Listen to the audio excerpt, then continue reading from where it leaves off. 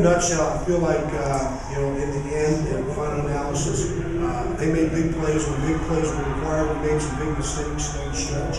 We made no excuses whatsoever. I'm very, very proud of my kids and their effort, for sure. But I told the kids in the locker room, I thought the most deserving team tonight won the basketball game because of the plays they made. Doesn't mean my kids weren't deserving, it just means that the team that made the biggest plays won the basketball game. Questions?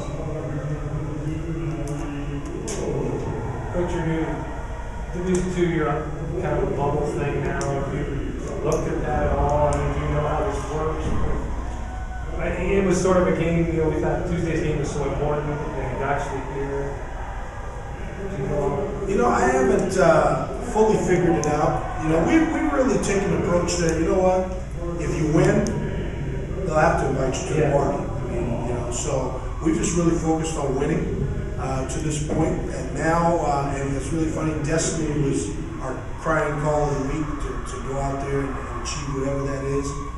At this time, our destiny is in someone else's hands. I don't know the formula of it. I didn't want to rack my brain trying to figure it out. It was easier for me to focus as a coach on us winning than it would be for me to try to figure out all the formulas of how to get it. I will say this, I think if they take into full account our full body of work and our consistency throughout the year and the quality wins that we had, then I think it'll end up the way we want it to end up. And so we will let someone else decide that. We've just been focused really on just winning the game. Thank you. For both of the guys now, the same thing. Do you think we've done enough to get in the NCAAs? I guess if you were to make the case for the NCAA, what would be your case?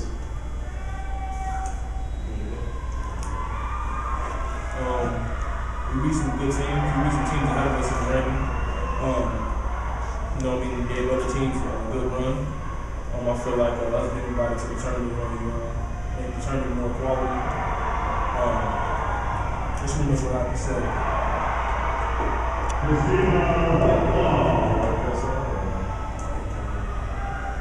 Now, beginning of the year, you guys were not even big deal in this tournament. Nobody knew anything about you, I think, was part of it too, because there were a lot of players on the faces. When you get a chance to maybe step back and kind of look at this, you can have some positive memories from this year. Things are always really positive. 21 seasons of college basketball is always a positive thing. And that's what the rankings we just use as motivation.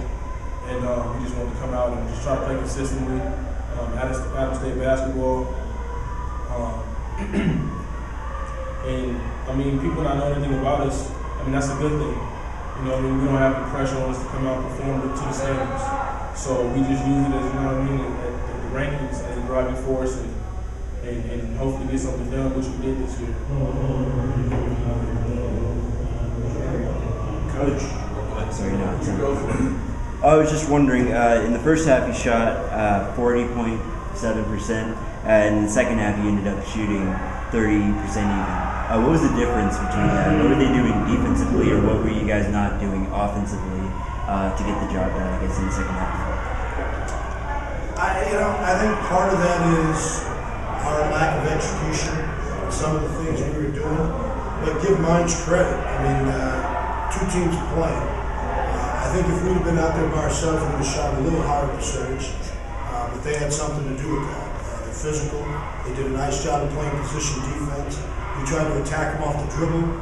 We were able to do that in the first half a little more successfully than we did in the second. But they're a tough, position-oriented basketball team. We're not a pure shooting team as it were anyway. So we're going to be anywhere from 42 to 48% generally. We play quite a bit of the game without our two interior guys on the floor, Seth Heinbaugh and Jack Osborne. And those guys get us a lot of easy baskets. They both shoot. They're both by far the highest percentage shooters on our team. You take those two guys out, they make the easiest shots for us. And then, you're shooting lower percentage shots. And so no excuses. Two parts. One, Mines is a good defensive team, and two, we didn't execute at the highest level we could, and three, we didn't have the people who shoot the highest percentage on the floor enough for the game. And just to follow up, why did Seth Heinbaugh only get 2 minutes in the first half? because he got 2 fouls in the first 5 minutes and a half. And generally for me, what I try to do is, one is a general rule. If you have 2, I won't play you. But that's not hard and fast. We have played some guys, depending on the circumstances of the game. What I try to do is I try to get to the half, minimizing the damage. What I didn't want to do is have him in there and pick up a 3rd foul early in the half, and then I think it really straps you. And we were able to get to the half, to the credit of these 2 guys and Nate Ingrams and some guys. We were able to get to the half. It's a 1-possession game.